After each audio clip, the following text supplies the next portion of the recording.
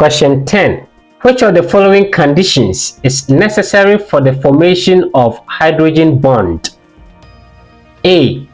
The atom bonded to hydrogen should have high electronegativity.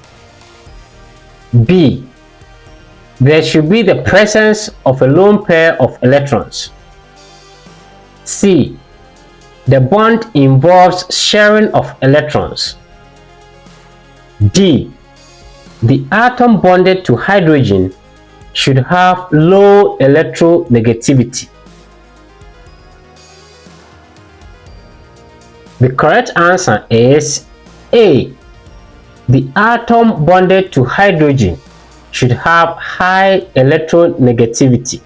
Explanation: hydrogen bonding works only if the hydrogen is attached to a very strong and greedy partner. Partners like oxygen, nitrogen, or fluorine. They pull electrons so hard, making hydrogen partially positive. That's when it can bond with another greedy atom nearby. In this picture, look at how small hydrogen in the middle is being torn apart by strong and greedy electronegative atoms.